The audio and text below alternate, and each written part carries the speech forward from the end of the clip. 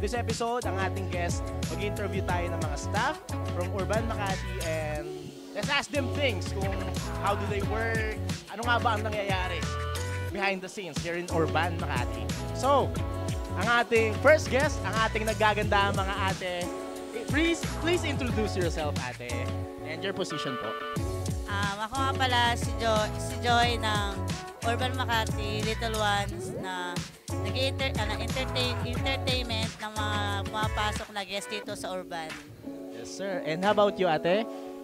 My name is Pearl po, and entertainment din dito sa Urban. Yan. So for the first question, ate, what can you say about the work here in Urban, yung working environment nyo? What can you say about it? Masaya po dito, masaya. Tapos, welcome po lahat kasi sobrang babait na mga staff dito, mga crew, kahit yung mga dancer, kahit even yung mga manager dito, mababait. Welcome kahit sino po, kahit ano man ang uri mo, welcome na welcome kayo po dito. Yes, sir. How about you, ate? Wala na iba kayo may kita dito lang sa Urban. Masaya lahat. Kung ano man lahat magagawa, basta super saya. Another question, ate. Para sa inyo, since araw-araw kayo andito, no? Gabi-gabi andito kayo. Opo, gabi-gabi po. Para sa inyo, what makes Urban Makati different from other clubs? Siyempre, nasa poblasyon tayo ngayon. Ang dami, dikit-dikit clubs dito. Pero what makes Urban Makati stand out? Ano yung meron siya na wala sa iba?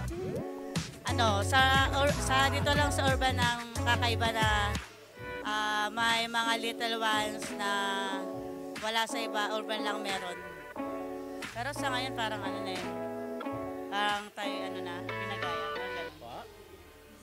Yung tayo, ginagaya na kami.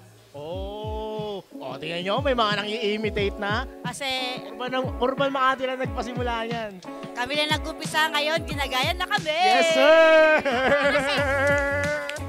At hindi mo doon, kasamo. Yes, sir! How about you, ate? Ako, dito lang sa industry ng club, ito lang talaga yung Urban Makati lang yung may little ones po. Kaya, tara po kayo dito para makita nyo kami. Ako nga pala si Isa, receptionist po ng Urban Makati. Yes. And si Kuya? Pogi ni Kuya, ngiti ni Kuya. Oh. Yes, sir. Si Kuya po, captain server po. Yes, sir. So, first question po, what can you say about your work here in Urban? What can you say about the environment and the community na na-build nyo dito? First of all, nung pagpasok ko dito, talagang masaya kasi syempre dala na rin ng impact ng mga tao, lalo pag sobrang daming guests. Okay naman po yung environment, friendly naman po yung mga staff, and then yung mga guests din naman po, okay din naman po sila. How about you, Kuya? Masaya po, good vibes po lagi dito. Good vibes dito. So, another question, what makes Urban special or what makes Urban stand out from any other clubs around here in Metro Manila? Sa Urban po, number one po, good service po kami rito. Tsaka good vibes po lagi. Yes, masaya sir. po, masaya. Tsaka may mga little ones tayo, may mga little no? ones po kaming Nabanggit nga nagpapasaya. nila ang little ones kanina, may pumipirata na daw na club eh. May gumagaya na daw. Joke lang, guys. So how about you, ate? What makes Urban stand out from any other clubs? Magaganda tsaka mga gwapo yung Yes. staff. Hindi ako tututol dyan. So ano ba po? What makes it so special? Yun na nga po. Yun na rin po, nabanggit po niya yung good service namin. So, yung parang pagpasok kasi nila dito, parang na sila, welcome na agad. Parang nawe-welcome na agad sila, overwhelm na agad sila. Siguro yun po yung pinaka-the best na experience dito ng guest namin. Super welcome po sila.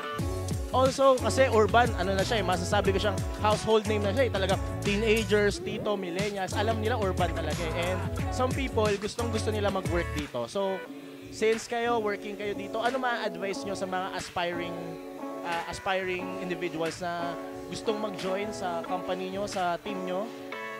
Ikaw, Kuya, una ka. Sa mga gustong mag-join po, Sa Urban, yes. sa mga gustong mag-join, masaya po dito sa Urban. Tsaka, basta, try nyo lang para malaman nyo. About you, ate? Nag-work ka na rin at the same time, para ka na rin nagpa-party. Enjoy ka, di ba? Enjoy. I'm the team leader of Bouncer in Urban.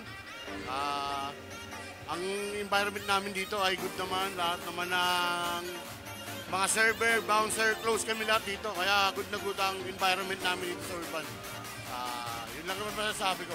Kuya, syempre, bilang bouncer, kayo yung talagang nagpo-protekta sa mga guests dito and the staff. And syempre, di natin may iwasan.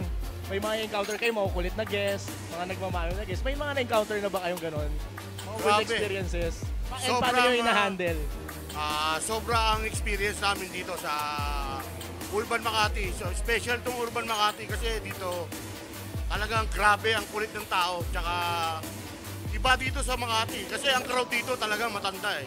Hindi naman siya kagaya ng ibang bar sa QC na puro kabataan, Sa Murato. na mas magugulo, mas makukulit. Dito, bihira naman yung gulo na awat naman namin agad. Tapos, binibigyan namin sila ng pagkakataon na maayos nila yung problema, masolve nila. At pagkatapos, kung hindi nila, dadalhin namin sila sa barangay, sa pulis, para doon sila pag-ayusin. Actually, talaga naman na mga trabaho ng bouncer peace and order lang. Lagi lang tayong gitna. Wala tayong pwedeng kampihan sa kanila. Lalo na mga guests natin sila. Yes, sir. Tsaka, kilala ang Urban, kuya. Laging may wheelchair. Laging may nakasakay sa wheelchair na lasing no? Gabi-gabi. Yun lang dito talaga. Yun lang ang trabaho ng bouncer na medyo may thrill. Kasi hindi kagaya sa Urban QC. Sa Urban QC, pagbukas mo ng exit, ando na agad, labasan na. Talagang garahe na, parking lot na ng Urban. Dito sa Makati, may ipagsiksikan tayo sa elevator. Tsaka, pop-up question, kuya. What makes Urban special? Ano yung meron yung Urban na wala yung... Kasi alam naman natin na sa poblasyon tayo, sobrang daming bars and clubs. Pero para sa'yo, working here, ano yung meron yung Urban na wala sa iba? Kaya sobrang dinadayo talaga tong lugar na to. Tingin ko ang Urban Makati ganyan dinadayo sa mga staff namin. Ang staff namin dito magagalang, mababait, mapagbigay, saka iintindihin kayo, marunong umunawa sa mga guests, sa mga customer, pati yung mga security rito, kagaya namin mga bouncer. Inuuna namin yung mga kagaya ng mga guests namin. Inuuna namin sila na Yes, sir. tanongin rito. Kuya, thank you so much. Isang ala, kuya. In the count of 3, sabihin natin, Midnight Rebels. 1, 2, 3, Midnight Rebels!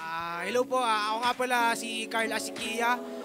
Sound and light technician po ako dito sa Urban Makati. So ikaw yung nag-aasikaso ng mga audio, Yes, sir. ng mga Yes, sir. lights. Opo. Eh di kuya, marami ka na encounter ng mga kulit na DJs. Oo po, meron po. Tsaka yung mga nagpipick sa mixer, yan.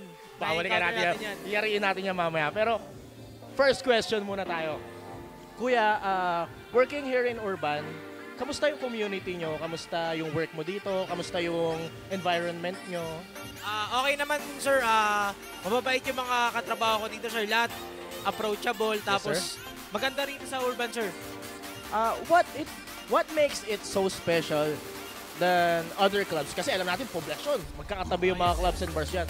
Ano yung meron yung Urban na wala sila kaya nag-stand out yung Urban? Sir, dito sa Urban Makati, marami po tayong nagagawa din, sir, na entertainment po. Marami pong mga dancers. Meron din po tayong mga little ones, sir, na nagpe-perform sa stage po natin, sir. Kaya po, marami pong entertainment dito, sir, na mabibigay yung Urban. Siyempre kuya, Urban QC, Urban Makati, alam natin household name na yan eh. Yes, sir. Tito, Gen Z, kahit bata alam nila Urban. Opo, opo.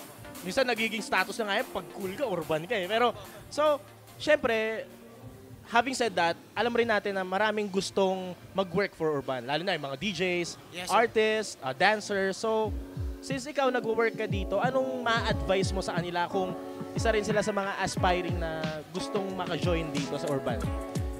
Yun lang, kung gusto nyo mga pagtrabaho dito sa Urban, kung matatanggap kayo, galingan nyo lang lagi yung performance nyo para mapanatili natin yung quality service ng Urban po. So, balikan natin yung pinag-usapan natin kanina. Sumama ko ulit na DJs. Ayan, So, eto question, pop-up question lang. Ano yung pinaka-weird or nakakainis na event mo na you have to deal with DJs na makukulit? Like, pumupula or naninira ng gamit? Meron na ba? Ayun naman, sir, nagkaroon ng sira dyan na isa mga fader natin, pero ngayon nagawa naman ng paraan. Di ko lang alam sir kung sino DJ nakasira nun eh. Ang problem lang sir, yung masyadong mataas na gain. Doon lang tayo kasi nagpipix na tayo sa mixer sir eh. Doon lang tayo medyo mag-a-adjust po. So, DJ, aspiring DJs, tsaka yung mga DJs na dyan, alam nyo na, disiplina guys. Pangalagaan natin yung mga gamit dahil ang gaganda ng mga gamit dito and wala tayong gagamitin kung sisirain natin. Hi, I'm Mariel. Good server. How about you, ate? Hello guys, my name is Mikael. What's up guys? My name is Nem, server. How about you, Let's go. Bichard nga pala, para sa inyo. Sir. So, for the first question, energetic tayo lahat ha. Pero yes sir, kaya kami dito sa Urban. So, for the first question, kamusta kayo dito sa Urban? Kamusta yung community nyo? Kamusta yung working environment nyo dito? Working environment namin, masaya lang. Good vibes! Yun nga yung palagi namin sinasabi gabi-gabi. Good vibes lang palagi. Happy lang always. Yun, enjoy lang lagi, enjoy. Enjoy sa Urban sobra. Good environment, kaya pagka nagpunta kayo dito, mararamdaman yung vibes namin. Okay, for the next question is, what makes Urban Makati special and what makes Urban Makati stand out than the other clubs and bars in Makati? Dito sa Urban Makati, ginagawa namin good service. Siyempre, pagpasok nyo pa lang sa pintuan ng Urban, welcome na agad kayo. We are a family, you know? Welcome lang kayo palagi dito sa Urban Makati. Nakikita nyo naman sa mga galawan namin, sobrang energy. Kita nyo naman, ngayon palang interview, energy na lalo na kayo. Let's go! Sir! Urban! Yes, sir! Ayun. Okay, a pop-up question lang. Since, syempre, gabi-gabi tayo nandito, gabi-gabi kayo nandito, and alam naman natin na lagi kayong may nakakasalamuhang lasing. Pwede ba kayo magkwento ng experiences nyo, yung mga crazy experiences nyo sa mga nagmamaoy ng guests? Maoy na guys. Ako kasi, lagi rin akong lasing. Lagot! Joke lang yun guys ha, joke lang yun. Guys ha. Basta happy lang kami lagi guys. Ikaw ate, meron ka bang solid experience dito? Ang solid experience ko lang naman,